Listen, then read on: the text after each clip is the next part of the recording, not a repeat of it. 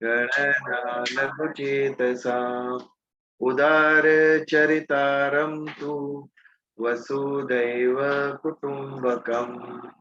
ॐ पूर्णमदः पूर्णमिदं पूर्णात् पूर्णमुदच्यते पूर्णस्य पूर्णमादाय पूर्णमेवावशिष्यते। ओम शांति शांति शांति। Yes. आज भजन कौन गा रहा है आज? शुरू कर। श्रावण महीने के हिसाब से शंकर भोले का कैलाश के निवासी गा रहा हूं। कैलाश के निवासी नमो बार बार बार बार आयो शरण तिहारी बोले तार तार तू। कैलाश के निवासी नमो बार बार आयो शरण तिहारी बोले तार तार तू। भक्तों को कभी शिव तूने निराश ना किया, मागा जी ने जो चाहा वरदान दे दिया। बड़ा है तेरा दाय जा, बड़ा है तेरा दाय जा, बड़ा दातार तू, बड़ा दातार तू। आयो शरण तिहारी बोले तार तार तू।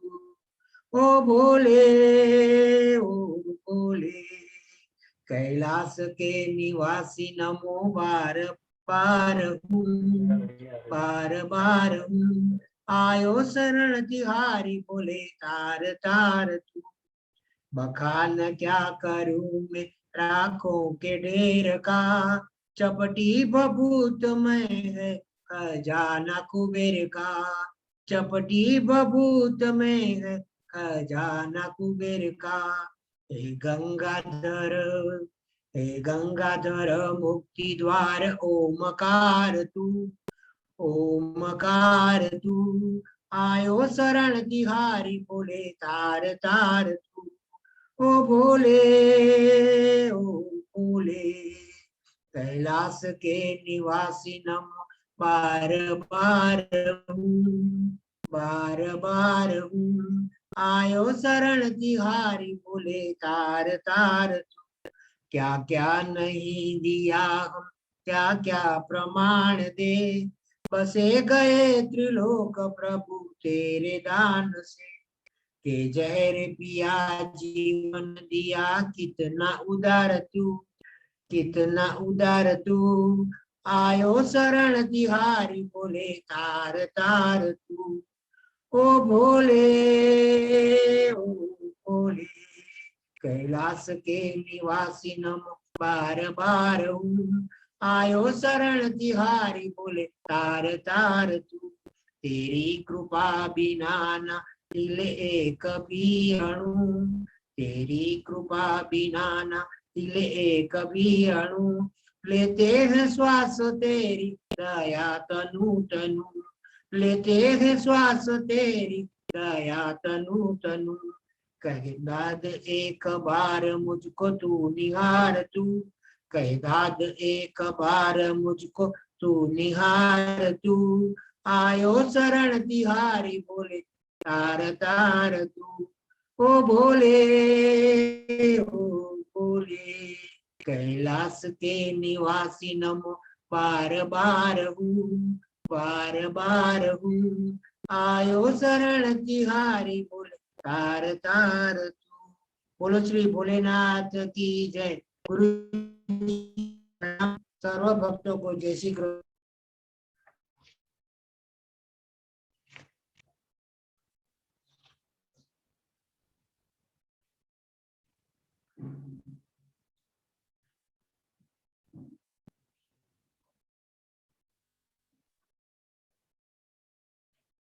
सांख्य योग पर विचार कर रहे हैं। श्लोक 48 श्लोक, इसके ऊपर पिछली बार हमने विचार किया। योगस्थ कुरु कर्माणि संग त्यक्त्वा धनंजय सिद्ध सिद्ध्यो समो भूत्वा समत्वम योग उच्यते। कैसे कर्म करना है ये भगवान ने कहा इस श्लोक में। हम योगस्थ कुरु कर्माणि, योग में स्थित होकर कर्म करना है। योग में स्थित होना यानी हमें निष्काम भाव से करना है, स्वयं के लिए, समष्टि के लिए, सारे विश्व के लिए। इस भाव से जब हम कर्म करेंगे तो वो हमें योग प्रदान करता है और उसे योग में स्थित हुआ कहते हैं। हम प्राय सारा जीवन हमारे लिए ही कर्म करते रहते हैं, इसके लिए उसका योग नहीं होता, उसका फल मिलता है और फल बांधने होते हैं, पुनर्जन्म होता है। तो योगस्थ कुरु कर्माणि संग त्यक्त्वा धनंजय। संग त्यक्त्वा, संग यानी आसक्ति, आसक्ति का त्याग करके कर्म करना है अर्जुन। आसक्त हो गया था अर्जुन अपने परिवार के प्रति, अपने गुरु के प्रति, भाइयों के प्रति। इसके लिए उसे अपना स्वधर्म, छात्र धर्म वो नहीं कर सकता था क्योंकि आसक्ति निर्माण हो गई। इसके लिए भगवान कहते हैं संग त्यक्त्वा धनंजय। ये बड़ी विलक्षण बात है भगवत गीता की। विश्व में अन्य कहीं किसी भी ग्रंथ में आपको ये समझने को नहीं प्राप्त होगी। कर्म का त्याग आवश्यक नहीं है। भगवत गीता के कर्म के पीछे का भाव क्या है ये आवश्यक। स्वयं के लिए कर्म हो रहा है तो स्वयं को कर्म से दूर करके समस्त सृष्टि के लिए ये कर रहा है, हम ईश्वर के लिए ये कर रहे हैं। ये जो भाव है कर्म के पीछे, ये भाव हमें मुक्ति और बंधन दिलाए। यदि निष्काम भाव है कर्म के पीछे, वो हमें मुक्ति दिलाएगा, अवश्य दिलाएगा। कर्म का स्वरूप से त्याग करने की आवश्यकता। हमारे मन में क्या समझ बैठ गई है संन्यास। संन्यास यानी क्या? सभी कर्मों का त्याग। कल से कुछ नहीं करना है, जंगल में जाके बैठ जाना। मन से क्या? मन से संन्यास हुआ, कर्म का आपने संन्यास ले लिया, लेकिन मन के अंदर जो इच्छा है उत्पन्न होती है, नष्ट होती है, उसका त्याग कैसे हो? इससे विपरीत यदि आप गृहस्थ जीवन जी रहे हो, आप समाज में रह रहे हो और मन से यदि अनासक्त हो गए तो वो भी आपको मोक्ष के प्रति गमन कर रहे हैं। कर्मयोग में आगे सुंदर श्लोक आते हैं। भगवान कहते हैं मैंने ये राजाओं को कर्मयोग कहा। हमें विचार होता है कि राजाओं को कर्मयोग कहने की क्या आवश्यकता है? सबसे ज्यादा आसक्ति उनको होती है राजा की। उनके हाथ में सत्ता होती है, उनके हाथ में संपत्ति होती है, राज्य होता है। यदि वो स्वार्थ युक्त कर्म करे तो प्रजा दुखी हो जाए। इसके लिए जहां सत्ता है वहां कर्मयोग सबसे ज्यादा आवश्यक है कि आपको जो सत्ता प्राप्त हुई है, आपको जो अधिकार प्राप्त हुआ है, वो लोगों की सेवा के लिए प्राप्त हुआ है, ना कि स्वयं के लिए आप एकत्रित करें, संग्रह करें, यहाँ से बटोरे, वहां से लूटे। हमारा कैसा होना चाहिए थिंकिंग? हमारी दृष्टि कैसी होनी चाहिए? हमारे विचार कैसे होने चाहिए? सागर में से कुछ बूंद पानी की लेता है अवकाश और उसे सहस्त्र बूंद करके वर्षा के स्वरूप में वापस देता है पृथ्वी पर। इस प्रकार जो सरकार है, राजा है, लोगों से कर लेना चाहिए, उसे सहस्त्र गुना वापस को देना चाहिए। ये कब होगा? जब कर्म योग वो समझेगा तभी ये होगा। जब अनासक्त होगा तभी ये होगा। तो कर्म के पीछे का भाव निष्काम भाव है या सकाम भाव है, ये हमें मोक्ष या पुनर्जन्म प्राप्त कराएगा। एक बहुत सुंदर कथा मैंने सुनी थी। एक बार आगे के जमाने की बात है, एक स्टेशन से ट्रेन शुरू हुई। फर्स्ट क्लास कंपार्टमेंट था, कूपे थी, 2 लोगों के कंपार्टमेंट था और एक धनिक व्यक्ति, बिजनेसमैन, सेठ, उस कंपार्टमेंट में उसकी टिकट थी, वो बैठा था वहां पर। और ट्रेन शुरू होने के कुछ देर पहले ही एक सन्यासी उसके सामने की सीट पर आकर बैठे, उसी कंपार्टमेंट। और ये सेठ उस सन्यासी को देखता था। उसके पास इंपोर्टेड पेन थी, लेदर ब्रीफकेस थी, गले में चेन था, अंगूठी थी सोने की। और ये सब देखता रहा वो बिजनेसमैन, धनिक व्यक्ति। कैसा सन्यासी है, विश्व की सबसे बेस्ट वस्तु है, क्या उपयोग कर रहे हैं वो? ये कैसे साधु है? जैसे ही ट्रेन शुरू हुई और धीरे धीरे आगे बढ़ने लगे, शहर पीछे छूट गया, शाम का वक्त था, अंधकार बढ़ता गया, बाहर कुछ भी दिखाई नहीं दे रहा था। और ऐसे में धीरे से वो धनिक ने बात छेड़ी। वो सन्यासी को कहा उन्होंने कि आप सन्यासी होकर भी ये इंपोर्टेड चीजें, ये स्वर्ण की चेन, अंगूठी, ये सब आप उपयोग करते हैं? सन्यासी ने कहा मैं करता हूँ। तो ये क्या आपके लिए योग्य है? सन्यासी होने के बावजूद आप ऐसी श्रेष्ठ वस्तुओं का उपयोग करें? साधु ने सोचा थोड़ी देर और फिर उस धनिक व्यक्ति को पूछा, जरा खिड़की से बाहर देख बेटा क्या है। उन्होंने बाहर देखा तो एकदम गाढ़ अंधकार हो चुका था और ट्रेन जंगल से, घने जंगल से पसार हो गई। उन्होंने वर्णन किया कि ऐसा जंगल है, अंधकार है, कुछ भी दिखाई नहीं दे रहा है, कोई भी नहीं रहता है, एकदम निर्जन जगह से हम ट्रेन जा रही है।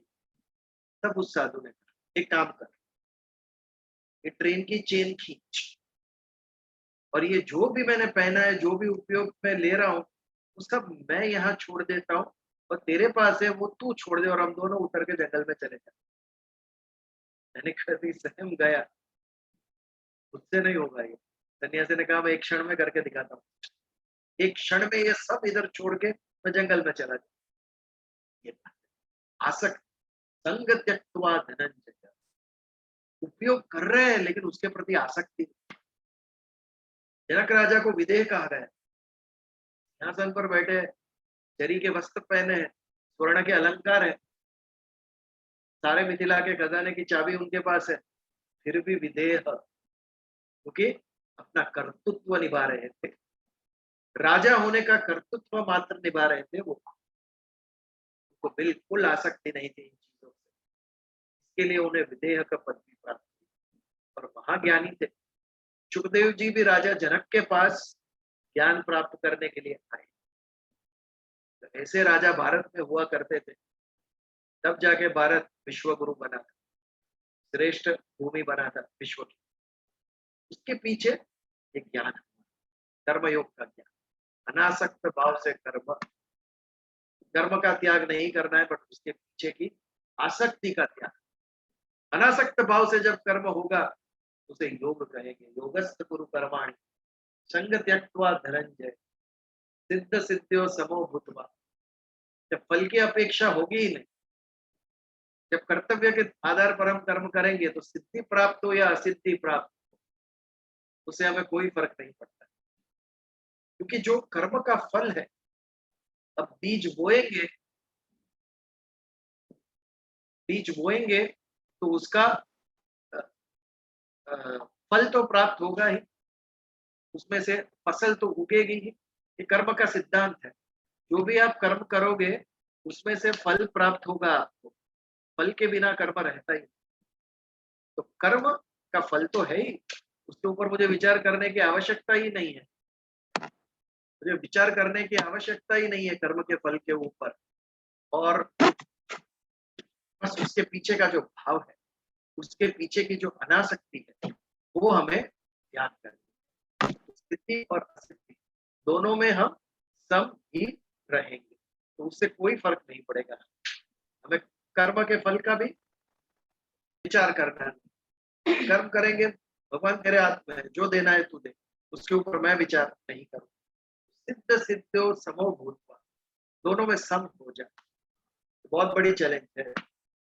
निष्फलता मिलने में भी मन में कोई दुर्भाव उत्पन्न न हो, हमने अपेक्षा किया और वो न हो, हमारी परिस्थिति बहुत विकट हो जाती, मन में हलचल उत्पन्न होती है, प्रतिक्रियाएं हम देने लगते हैं। जब ये समझे हम, तब हमारे अंदर परिवर्तन आना चाहिए। सिद्धि मिले या असिद्धि मिले, हमें दोनों में समान रहना है, तभी जाके योग सिद्ध होगा।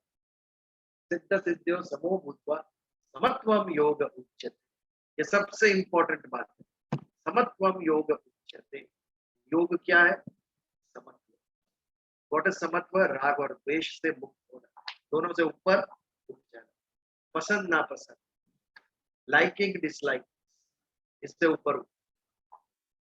हमारे कर्तृत्व में बाधा क्या बात डालती है? हमारी पसंद ना, जो आवश्यक है लेकिन मुझे पसंद नहीं है तो मैं करता नहीं, जो अनावश्यक है, हानिकारक है लेकिन मुझे पसंद है, मैं करता हूँ। ये जब तक रहेगी तब तक मुक्ति संभव है, तब तक सुख शांति संभव नहीं, पीस संभव नहीं। यदि पीस चाहिए तो बाहर ढूंढने की वो चीज नहीं, हमारे अंदर है।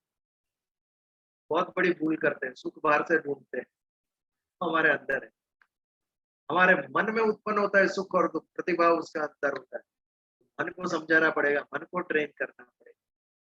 भूल करते हैं, बाहर से ढूंढते रहते हैं, सारा जीवन व्यर्थ गुजार देते हैं सुख के लिए जो हमारे अंदर ऑलरेडी है। उसके अंदर ज्ञान से, समझ से शांति आती है, और शांति के जब शांति उत्पन्न होती है तब जाके व्यक्ति सुखी होता है। जब तक माइंड में अनरेस्ट है तब तक पीस असंभव, और जब तक अनरेस्ट है, जब तक पीस नहीं है, तब तक हैप्पीनेस, सुख, आनंद शांति के द्वारा ही उत्पन्न होता है। जब तक मन अशांत है, सुखी होना असंभव है। मन को शांत करने के लिए, सुखी होने के लिए हमें इस ज्ञान का सहारा लेना पड़ेगा। कितनी सुंदर तरीके से भगवान ने समझाया, समत्वम योग उच्यते। लाइक्स और डिसलाइक्स से ऊपर उठना है, दोनों को साइड में रखना है। समत्व का प्रकरण चलता है। अर्जुन को समझाने के लिए कितना डीप जाते हैं भगवान। अर्जुन के माइंड में क्या चल रहा है वो समझ जाते हैं। उसे आज्ञा भी दे सकते थे, कुछ नहीं तुझे लड़ना ही है। उसे समझाया अर्जुन, उसके मन स्थिति को समझा और उसके मूल्य में क्या है ये समझकर डीप नॉलेज दिया। पहले शरीर और आत्मा का नॉलेज दिया, उसे ज्ञान दिया, समझ दी आत्मा क्या है, शरीर क्या है, तो आत्मा है, शरीर नहीं है। और उसके बाद जो दूसरा था अर्जुन के मन में, वो राग और द्वेष, आसक्ति थी परिवार के प्रति। वो आसक्ति दूर करने के लिए दूसरा प्रकरण, समता का प्रकरण समझाया। और जब समता उत्पन्न होती है तब क्या होता है, तब व्यक्ति स्थित प्रज्ञ होता है। तीसरा प्रकरण सांख्य योग का, स्थित प्रज्ञ अवस्था। इसके आगे के 2-3 श्लोक के बाद वो शुरू होगा। तो अभी जो समता का प्रकरण चल रहा है उस पर विचार कर रहे हैं। समत्वम योग उच्यते। जो समत्व है, राग और द्वेष में समान रहे, पसंद नापसंद में समान रहे, इसी को योग कहा भगवान, क्योंकि यही हमें मुक्ति दिलाएगा। हमारी क्या परिस्थिति है, जो पसंद है वो हम करते हैं, जो पसंद नहीं है हम वो त्याग करते हैं। ये तो हमें बांधने वाला है, इससे हमारा राग द्वेष और बढ़ेगा। जो मुझे पसंद है वही मैं करूंगा, उसके प्रति राग और समर्थ होगा। जो नहीं पसंद है उसका मैं त्याग कर देता हूँ तो मैं कभी कर ही नहीं सकूंगा, और मजबूत होगा वो द्वेष। तो जो पसंद ना पसंद है वो भी हमें उसका त्याग करके, आवश्यकता है, जरूरी है, उसका महत्व है, ये समझकर कर्तृत्व बुद्धि से हमें करना है, तभी योग सिद्ध होगा। समत्वम योग उच्यते। यहाँ पर 48 श्लोक जो हमने पिछली बार देखा, वहां से आगे बढ़ते 49 श्लोक पर। दूरेण ह्यवरम कर्म, 49 श्लोक यदि भगवत गीता है तो पढ़िए आप। दूरेण ह्यवरम कर्म बुद्धि योग धनंजय बुद्धौ शरणमन्विच्छ कृपणा फल हेतव।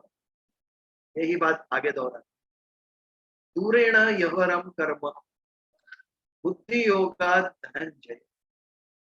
कर्म योग कब सिद्ध होता है, जब हम बुद्धि पूर्वक ये समझते हैं कि मैं स्वयं के लिए कर्म नहीं करूंगा।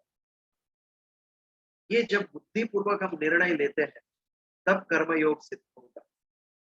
जब तक मेरे कर्म के पीछे मेरी अपेक्षाएं, मेरी इच्छाएं हैं, तब तक वो केवल कर्म है। मोमेंट जिस वक्त मैं जो भी काम कर रहा हूं उसके पीछे से मेरे स्वयं का स्वार्थ निकल गया तो वो कर्म योग हो जाए। तो यहाँ पर शब्द है दूरेण ह्यवरम कर्म। ह्यवरम यानी निकृष्ट, उससे कम। बुद्धि योग यानी कर्मयोग, बुद्धि के द्वारा कर्मयोग सिद्ध होता है। यदि कर्मयोग का आचरण करना है तो आपको बुद्धि पूर्वक निर्णय लेना पड़ेगा। मुझे स्वयं के लिए नहीं करना है, स्वयं को निकाल के समाज के लिए मुझे। तो बुद्धिपूर्वक जो सिद्ध होता है वो कर्मयोग, इसके लिए कर्मयोग को बुद्धि योग भी कहा गया है। तो दोनों की अपेक्षा, एक तरफ बुद्धि योग है और एक तरफ कर्म है। कर्म यानी स्वयं के लिए जो हम कर रहे हैं वो, ये दोनों के बीच में श्रेष्ठ क्या है? श्रेष्ठ कर्म योग है। और निकृष्ट क्या है? निकृष्ट कर्म है जो हम स्वयं के लिए करते हैं। इट इज क्रिस्टल क्लियर, उसके ऊपर विचार करने की भी आवश्यकता नहीं, हम सबको पता है। यदि ज्ञान और अज्ञान की तुलना हो तो हम सबको पता है ज्ञान से अज्ञान निकृष्ट है, अज्ञान से ज्ञान ऊपर है। वैसे ही स्वयं के लिए यदि हम कर्म कर रहे हैं, वो कर्म कम है, हल्का है, और जो स्वयं के लिए नहीं कर रहे, समाज के लिए कर रहे हैं, वो कर्म श्रेष्ठ है। दूरेण यवरम कर्म, दूर से ही पता चल जाता है, इसमें अंदर उतर के टटोलने की जरूरत भी नहीं।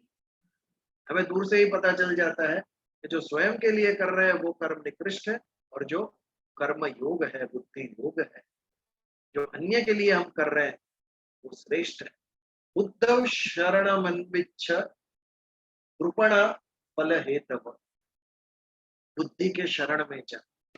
बुद्धि यानी बुद्धि योग, बुद्धिपूर्वक सोच। हम मन के द्वारा सोचते हैं, इच्छाएं मन में उत्पन्न होती है, और मन में जो इच्छाएं होती है उसके पूर्वक हम कर्म करते हैं। यहाँ पर भगवान ने स्पीड ब्रेकर डाल दिया हमारे, मन के द्वारा मत कर, बुद्धि के द्वारा कर। बुद्धव शरण मन्विच्छ, बुद्धि के शरण में जाओ। बुद्धि द्वारा निर्णय लेकर जो कर्म होगा वो श्रेष्ठ कर्म होगा। हम प्रायः हम मन में जो इच्छा होती है उसके द्वारा कर्म करते हैं। इच्छाएं सही भी हो सकती है, इच्छाएं गलत भी हो सकती है, पर जब इच्छा उत्पन्न होती है, स्ट्रॉन्ग डिजायर्स, तब हमारी बुद्धि काम करना बंद करती है। और कभी कभी इच्छाएं बुद्धि के ऊपर, मन बुद्धि के ऊपर हावी हो जाता है। जब मन बुद्धि के ऊपर हावी हो जाता है और जो मन कहता है वैसा हम करने लगते हैं, तब हमारा पतन होता है। और मन को नियंत्रण में रखकर बुद्धिपूर्वक जब हम निर्णय लेकर काम करते हैं तो वो हमारी प्रगति कराएगा, हमारा हमें उत्कृष्ट स्थान प्राप्त कराएगा। बुद्धव शरणम अन्विच्छ कृपणा फल हेतव, एक व्यक्ति है जो सभी के लिए अपना जीवन दिया है, उसने सारे समाज के लिए जो काम कर रहा है। तो दूसरा व्यक्ति है, सारा जीवन सिर्फ स्वयं के लिए वो स्वयं के लिए पढ़ाई की, स्वयं के लिए कमाई की, स्वयं नहीं भोगा जितना भी कमाई की उसने। तो ये दोनों में श्रेष्ठ। हमारी संस्कृति ने हमेशा त्याग को भोग के ऊपर रखा है। भोगी के ज्यादा, भोगी से ज्यादा त्यागी को सम्मान मिला है। त्यागी हमेशा आदर्श रहा है भारतीय संस्कृति। इसीलिए भगवान राम को जो स्थान प्राप्त हुआ है, त्याग मूर्ति राम, अपने को, उसको जो सिंहासन प्राप्त होने वाला था, युवराज थे, राजा बनने वाले थे, एक क्षण में त्याग करके पिता ने आज्ञा की और चले गए। ये जो त्याग किया उन्होंने, उसके कारण आज उनका स्थान है भारतीय संस्कृति में भगवान राम का। त्याग हमेशा भोग से ऊपर होता है। तो यहाँ पर जो स्वयं के लिए नहीं, समाज के लिए जो जीवन जीता है वो श्रेष्ठ होता है। और कृपणा यानी उसके ऊपर दया खाते हैं, तो केवल स्वयं के लिए जीवन, केवल स्वयं के लिए जीवन जीना ये पशु जीवन है। अब पशु पक्षी मनुष्य छोड़ के सभी अन्य जाति का जीवन देखिए, किसी में भी ये समझ नहीं है कि हम अन्य के लिए कुछ करें। ये केवल मनुष्य को भगवान ने समझ दी, मनुष्य के अंदर ये समझ डाली, अन्य के लिए भी भगवान ने मुझे जो प्राप्त किया है, मैंने जो प्राप्त किया, मुझे जो दिया है भगवान, यदि अन्य के पास नहीं है तो उसके साथ में बांट, मैं उनकी केयर करूं। यदि कोई मुसीबत में, तकलीफ में है तो उसकी मैं मदद करूं। ये समझ मनुष्य को प्राप्त हुई, बुद्धि के द्वारा प्राप्त हुई। ये समझ प्राप्त होने के बाद के पश्चात भी यदि हम उसका उपयोग न करें तो कृपणा फल हितम, उसके ऊपर कृपणा यानी दया भाव उत्पन्न होता है।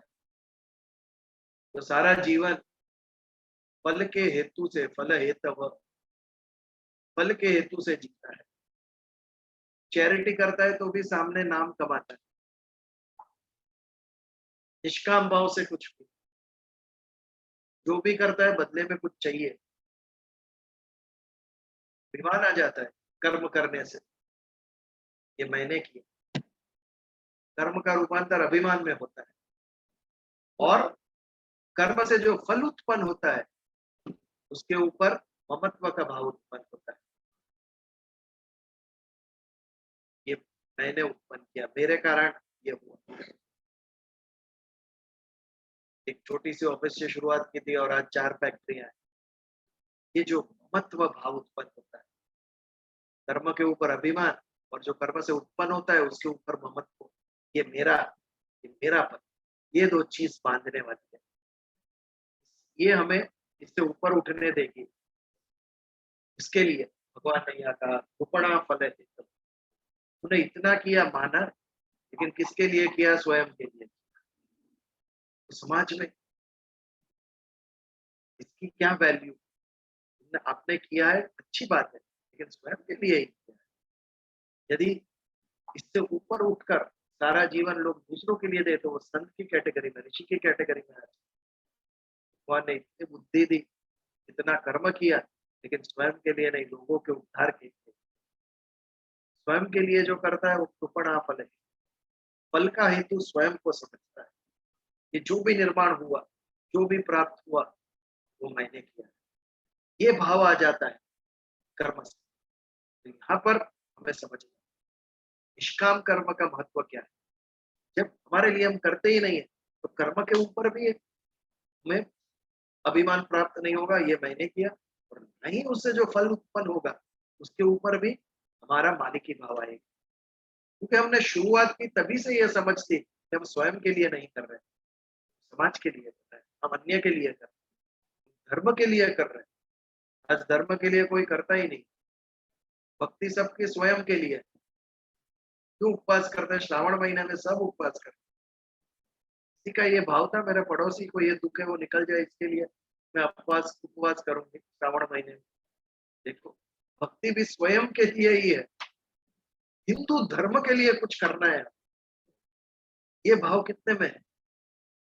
भक्ति से स्वयं ही कुछ प्राप्त करना है ईश्वर से। हम धर्म के लिए भी आजकल कुछ ही नहीं कर रहे।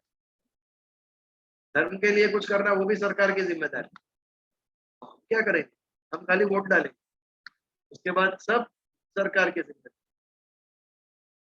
मैं केवल मेरे लिए जी, भक्ति भी स्वयं के लिए, मुझे कुछ मिले इसके लिए भक्ति।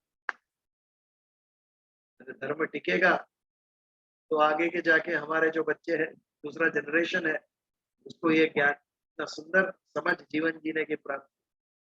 निस्वार्थ भाव से धर्म के लिए भी हमें समय वक्त निकालना चाहिए, नहीं तो इतना सुंदर ज्ञान मुक्त हो जाएगा।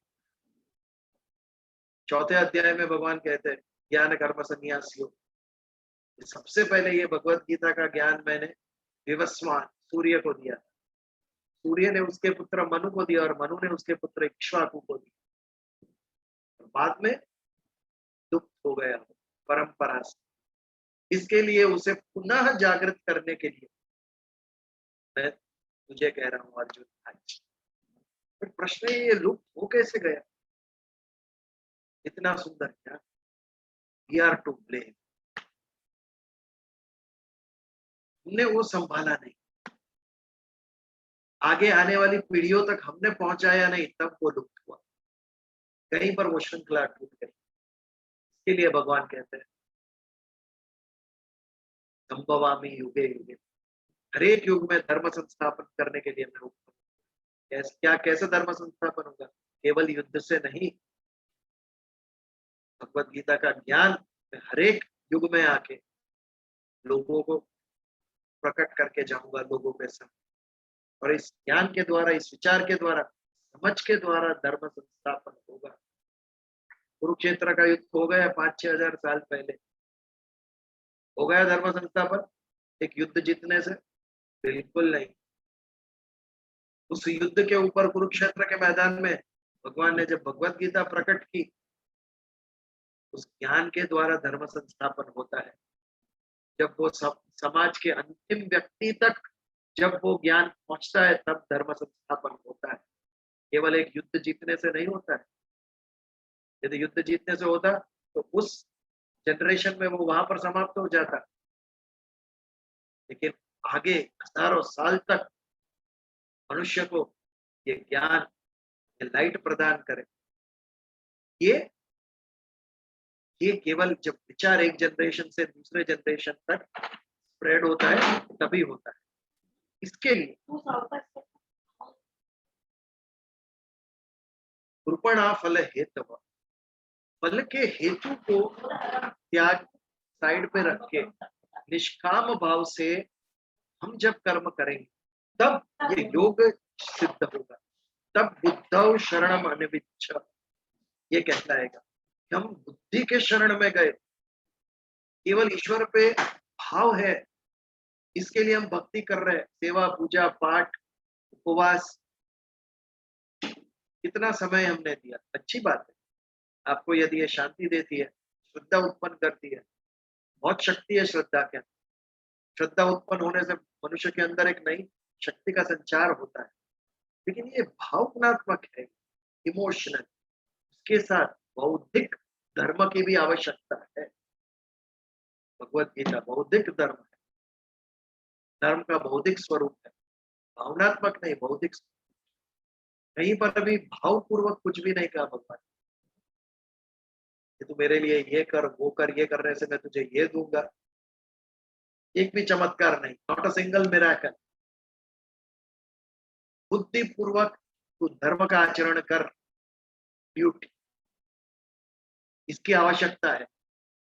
लॉजिकल बात, रीजन बेस्ड बात, इसीलिए टिकाए।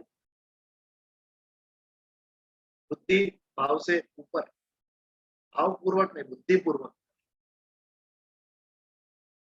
बुद्धौ शरण विच्छ, बुद्धि के शरण में जा, बुद्धि जैसे कहती है वैसे कर।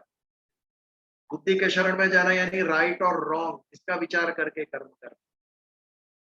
मुझे क्या पसंद है ये जरूरी नहीं है, सही क्या है ये जरूरी। जो सही है वो करना है, मुझे पसंद हो ना हो ये इंपॉर्टेंट नहीं है, इसका महत्व नहीं। तो आवश्यक है वही करना। और फल का हेतु कभी भी मत कर। फल का हेतु यानी मेरे कारण, मेरे हेतु से ये उत्पन्न हुआ, ये हमें बांधने वाली बात।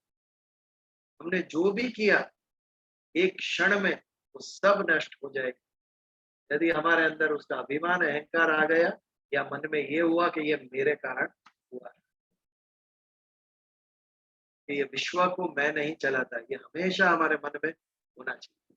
ये संसार मेरे कारण नहीं चल रहा है, भगवान तेरे कारण चल रहा है। एक बड़ी सी मशीन में कितने सारे नट बोल्ट होते हैं, उसमें से एक नट बोल्ट में ये पूरी मशीन चलाने वाला भगवान तू है। मैं कैसे उसका अभिमान करूं? मैं मानता हूं एक नट बोल्ट भी इंपॉर्टेंट है, लेकिन ये मशीन मैं नहीं चला, सारा मशीन भगवान तू चला। ये भाव जब सिद्ध होगा हमारे अंदर, तब जाके मेरे अंदर से अभिमान जाएगा, विनम्रता आएगी मेरे अंदर। विनम्रता आएगी। ये बारिश भगवान आप गिराते हैं, इतनी हरी घास आप उगाते हैं, मैं नहीं उगाता। इतनी सारी प्रक्रिया चल रही है, इसमें से मैं कुछ भी नहीं कर रहा। आप जो कर रहे हैं उसका बस उपभोग कर रहा हूं। आपने जो दिया है वही जमीन में से मैं निकालता हूँ, मेटल्स, ऑयल, कितनी सारी गिफ्ट दी है भगवान। भूमि में से कितना सारा अन्न, फ्रूट्स, फल फूल, वो सबका मैं भोग करता हूँ। जो सब आपने मेरे लिए रखा है, और फिर भी अभिमान करता हूँ मैंने ये। एक भी इंडस्ट्री ना चले यदि पृथ्वी में से मेटल, खनिज, धातु ये ना निकले। हमें अभिमान है हम फैक्ट्री चला रहे हैं, बट फैक्ट्री चल कब रही है? भगवान जब खनिज देता है पृथ्वी के अंदर से, तब जाके चलते। इस बात का अभिमान हम करते। मैंने खाना पकाया, आपने पकाया, लेकिन गेहूं आया कहाँ से वो तो सोचो। किसान कहता है मैंने उगाया, तूने एक दाना डाला, 1000 डाला, किया किसने? उसका। ये भाव जब हमारे अंदर से जाता है तो अभिमान। और ये समझ यदि मेरे अंदर बैठती है तो विनम्रता, ग्रेटफुलनेस आती है, कृतज्ञता आती है। और ये हमारे विचारों का परिवर्तन करता है कि तू अकेला कुछ नहीं कर सकता है। भगवान सहयोग निर्माण करता है। तुझे मदद करने के लिए लोग भेजते हैं, तब जाके तू कुछ जीवन में कर सकता है। 4 लोग मुझे मदद करने आ गए, कहां से आए पता नहीं, इसमें ईश्वर का दर्शन कर, सहयोग कहते हैं। स्वामी विवेकानंद जी के पास कुछ नहीं था, केवल एक निर्धार था, मुझे शिकागो जाना है धर्म परिषद में। भगवान ने योग क्रिएट करते गए और वो सफल हुए। शिकागो उतरने के बाद भी कहाँ रहे, क्या खाए, इतनी ठंड, कोई साधन नहीं था उनके पास। बिना खाए इतने निर्बल हो गए थे, एक स्थान पर रास्ते पर बैठ गए थे कि मुझसे आगे चला नहीं जाएगा। तभी वहां से एक सन्नारी निकलती है, लेडी। विवेकानंद जी को देखकर उनके अंदर क्या भाव होता है पता नहीं, अपने घर पे ले जाती, वो खिलाती है, उनसे चर्चा करती है। और देखो संयोग, वो जो धर्म सभा होने वाली थी, उनके जो ट्रस्टीज थे, जो संचालक थे, वो लेडी का पति वो सबको जानते थे। और सिफारिश ना होने के बाद भी उनके कहने पर उन्होंने उन्हें बोलने का मौका दिया। ग्रेट थे विवेकानंद, लेकिन उसके पीछे उन्हें ग्रेट बनाने का निर्धार किया था भगवान। इसके लिए संयोग रचते गए, संयोग उत्पन्न होता गया, तभी जाकर वो संभव हुआ। ज्ञानी है वो समझता है, ये जो मैं बुद्धि बोल रहा हूँ, ये वाणी जो मेरी प्रकट हो रही है, उसके पीछे भी चैतन्य की शक्ति है। जिस दिन चैतन्य निकल गया शरीर में से, एक शब्द नहीं निकलेगा। मैं कैसे करूं इस वाणी के ऊपर अहंकार? इसके पीछे भगवान जो चैतन्य का अंश अंदर बैठा है तेरा, वो मुझे बोलने की शक्ति प्रदान करता है। और मैं मेरे मन में अहंकार लेके घूमूं तो मैं अच्छा वक्त हूँ, ये तो मूर्खता है। इसके पीछे भगवान आपका आशीर्वाद है। ये भाव जब आता है तब कृपणा फल हित ये नहीं होता है। तब हम अपने आप को फल का हेतु नहीं समझते कि मेरे कारण ये हुआ, ये जो फल प्राप्त हुआ है, जो रिजल्ट आया है अच्छा, ये जो सर्जन हुआ है, निर्माण हुआ है, वो मेरे कारण, ये नहीं आएगा मेरे अंदर। जब ये समझ मेरे अंदर स्थिर हो, और ये हमारा कर्तव्य है, ये हमारा धार्मिक कर्तव्य है, धर्म के प्रति ड्यूटी है मेरी। ये विचार, ये उपदेश सभी मनुष्य तक लेकर जाए। यदि ये हम नहीं कर रहे हैं तो हम कहीं स्वार्थी हैं। हमें भक्ति केवल स्वयं को कुछ ना कुछ चाहिए, इसके लिए भक्ति करनी, कहीं बार्गेनिंग है वहां पे, या तो भय है, ये नहीं किया तो पाप मिलेगा। ये भय से करते हैं या स्वार्थ से करते हैं? समझ से होना चाहिए। ये हमारा धार्मिक कर्तव्य है, ये उपदेश अन्य लोगों तक हम ले जाए, और ये दिव्य कार्य में हम हेतु बने, इसमें हेतु बने। सांसारिक कार्य में हेतु बनना नहीं, दिव्य कार्य में हेतु बनना। ये श्लोक से हमें पता चला। बुद्धौ शरण मन विच, बहुत बड़ी बात है। बुद्धि के शरण में समझ कर करो, मन के भावना के द्वारा, बुद्धि के द्वारा, राइट एंड रॉन्ग इसकी समझ लेकर करो। और कभी भी मैंने किया, ये भाव मेरे अंदर आना ही नहीं, क्योंकि मैं अकेला कुछ नहीं कर सकता। भगवान ने योग क्रिएट किया, भगवान ने लोग भेजे मेरी मदद के लिए। जो अच्छा काम करने निकलता है, कारवां अपने आप बन जाता है। सॉल्ट टैक्स, नमक का सत्याग्रह, ये जब गांधी जी ने शुरू किया, साबरमती आश्रम से बहुत कम अनुयायी लेकर चले थे, 60-70 होंगे। जब तक दांडी पहुंचे नवसारी के आगे, लाखों लोग जुड़ गए। किसी को फोन करके पूछा नहीं था गांधी जी क्या आप आएंगे, मैं तो करता हूँ।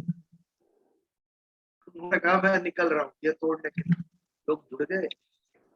ये में वजह थी निर्भयता पूर्वक, कन्विक्शन पूर्वक। आप यदि अच्छा काम करने निकलो, ना जुड़े तो बताओ मुझे, भगवान वो काम चलाता है आगे। भगवान देखते हैं कि ये अच्छा काम करने निकला है, सच्चा काम करने निकला है, लोगों के मन में प्रेरणा करते हैं ईश्वर, जुड़ जाओ उसके साथ, मदद करो उसकी, समाज को इसकी आवश्यकता है। तभी सत्य की जीत हुई। इतने सारे आतताई आए, रावण, कंस, दुर्योधन, मुसोलिनी, हिटलर, कोई टिका नहीं, अंत में सत्य ही टिका है।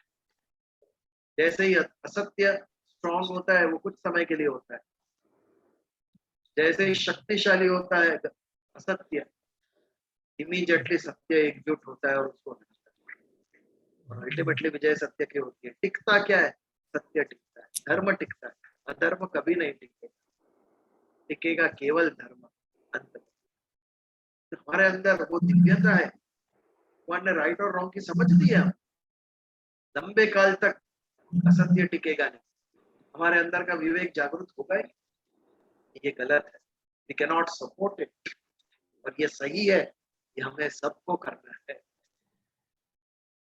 ये दिव्य समझ, ये दिव्यता है, डिविनिटी अन्य किसी जीव में नहीं, हमारे अंदर है। सही गलत की समझ दी भगवान, इसीलिए असत्य कभी टिकेगा नहीं लंबे काल तक, सत्य की ही जीत होगी और सत्य ही टिकेगा।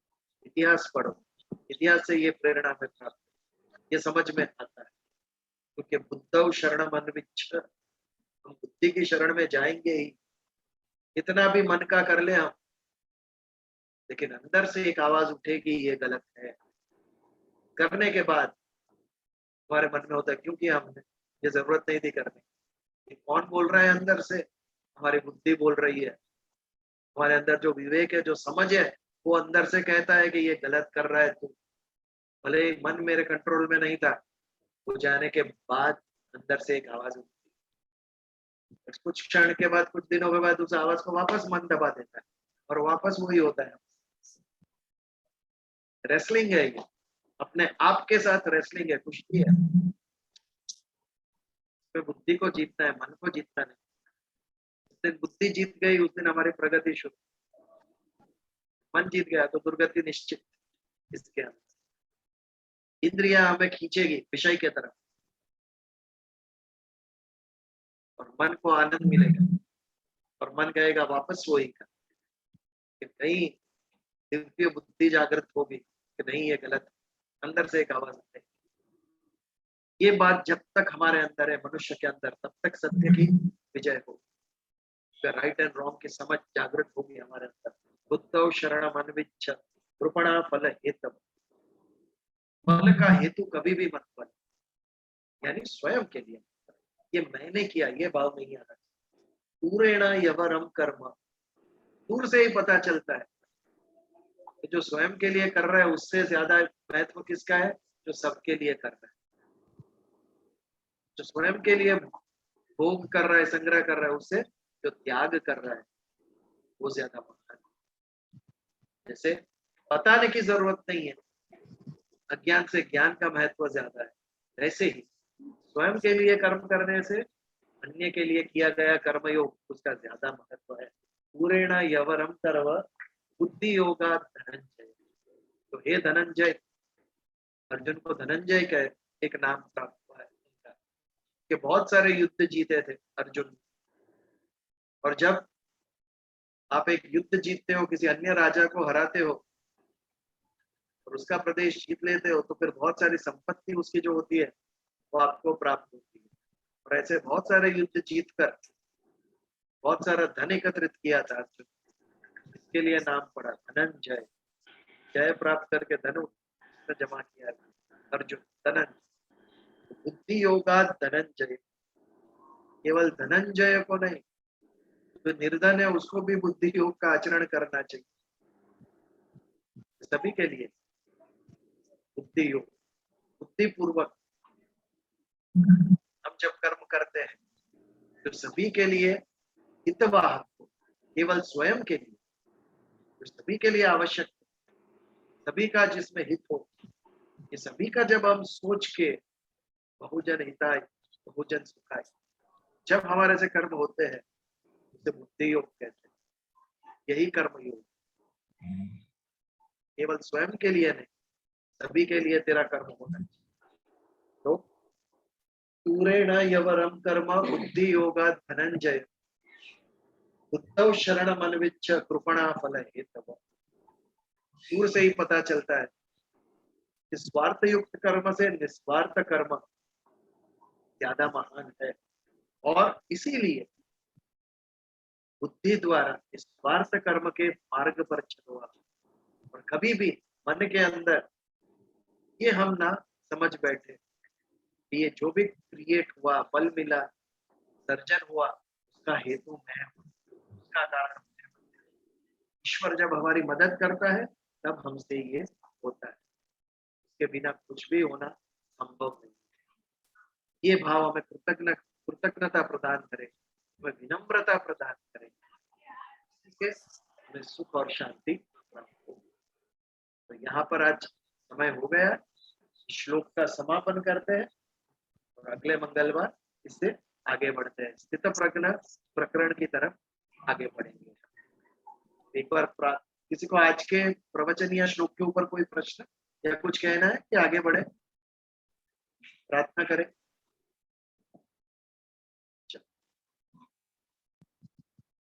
सर्वेत्र सुखेन सन्तु सर्वे सन्तु निरामयाः सर्वे भद्राणि पश्यन्तु मा कश्चित् दुःखभाग् भवेत्। ॐ पूर्णमदः पूर्णमिदं पूर्णात् पूर्णमुदच्यते पूर्णस्य पूर्णमादाय पूर्णमेवावशिष्यते। ॐ शान्ति शान्ति शान्ति। जय श्री कृष्ण। बाय। जय श्री कृष्ण।